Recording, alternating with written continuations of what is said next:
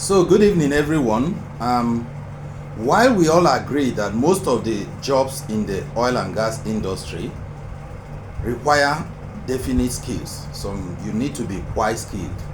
However, it's important to know that every day, if you live in an oil producing area, you see several people who go to the rig, who come out from the rig, who go to oil companies and come out.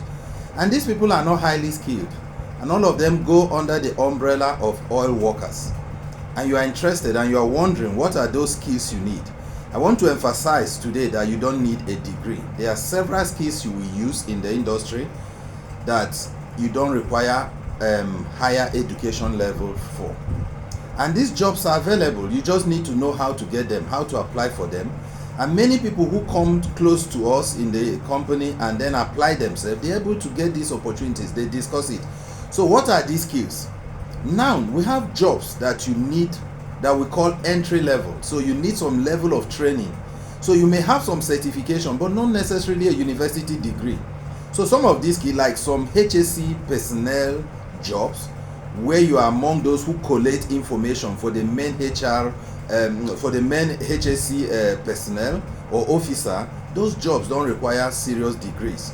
But let me even go to the lower ones, or to some job that may even be very tasking and yet don't require a major degree. For example, the roastabout, okay, or the rig floor helpers.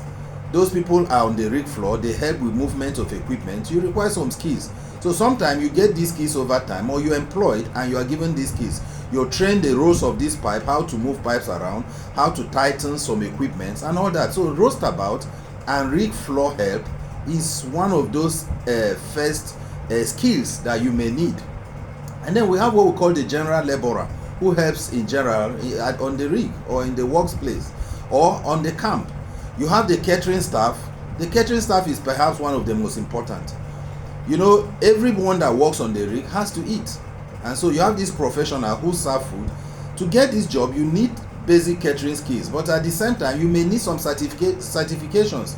This is the difference between the caterer who is working on the rig or in an oil company and other caterers. If you will go offshore, for example, you must get the BOSIET. That BOSIET is a training for you to survive if there's any accident. If you are going offshore, you will do an helicopter underwater escape technique, okay, what we call HUET. Now, these are some small challenges you have to go through. These are hurdles that when you overcome, then the benefits are high. Because if you work as a caterer on a rig or in an oil company, you may be paid 3 times the minimum wage in your country. Again, if you are going through an agency, those agencies may have a global contract where they cover some of the costs, and then what you're paid may not be that high. But this is general presentation. The other one is we have housekeepers. Similar to the caterer, you have housekeepers that go to the rooms, each room on the rig, to clean the rig floor and to clean the rooms and all that. We have those who also go to the rig floor to clean, but it's not just the routine housekeeper. You have security personnel, okay, who work in these premises.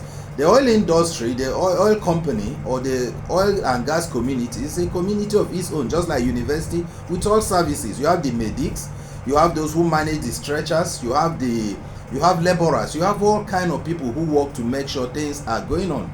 Okay, you have the driver, the routine driver, but now they are driving trucks, loads of trucks, carrying pipes, carrying oil fluids, carrying mods, okay, or drilling fluids and things like that. So the only difference is that most times these people are trained and they are taught to be quite disciplined, which are things you get in that setting.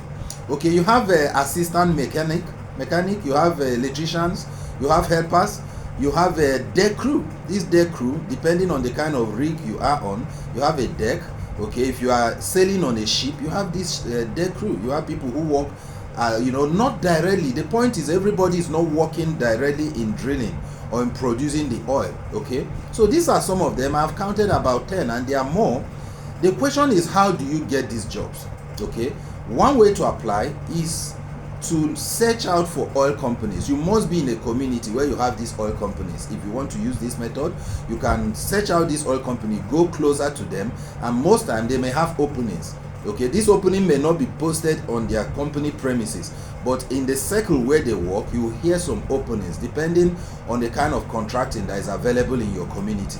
The second one is that there are online platforms where these jobs are advertised, so you have to keep close eye on those platforms. If there's a WhatsApp group, okay, there are some WhatsApp groups, several of them. I can't go into all this detail during this video, but if you are interested, as usual, leave a comment and I can send you a DM, or I can share this with you. So there are WhatsApp platforms with 100 persons, 200 persons, 500 persons. We have ours with about 1,000 persons. Now we have 3 WhatsApp groups, and in this WhatsApp group, almost every week or two, you see this announcement. And in some of these platforms, is only registered person or persons that we have trusted. So the messages shared here are genuine.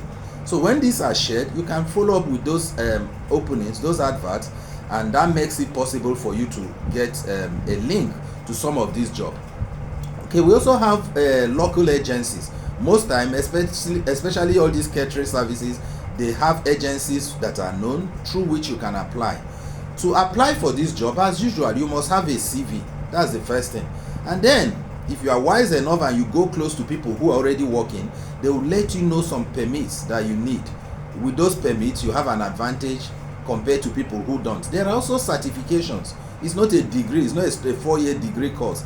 These are short trainings you do, HSC trainings, technical training, trainings for rustabout, catering trainings, and few other trainings that you're going to do that will give you more opportunities, okay, for this. Finally, you need to know that some of this work can be a bit tasking. If you're a hole watcher, for example, or a fire watcher, you have to stand when somebody is welding and just monitor that nothing goes wrong. So you do firefighting training. We have hole watchers. There are some places you work that are risky, and you may be the watch person. So once you want to take an all industry job, no matter how simple, non-skilled this job may be, you need some level of discipline. You now need to begin to know, because the risk is high. There's chances of explosion, blowout, and few other things. So you must learn how the industry works. You need to do some review, understand how it works, and make sure you're disciplined. Don't just focus on the money. But having said it, sometimes the pay could be good. So as we train some people to become very highly technical, we introduce them to the environment, and we make these technical people to know that they work with other people who are non-skilled. So it's a very dynamic environment. And I hope that as you take the step today, you can join the rest of us and join other colleagues to work in this challenging environment where we are constantly looking for energy from crude oil through some other energies that may not be oil and gas. So that's what's happening. In some oil company now, you have researches into biomass, you have researches into solar and other methods. We are focused on energy, and you can come in at your own capacity. Thank you.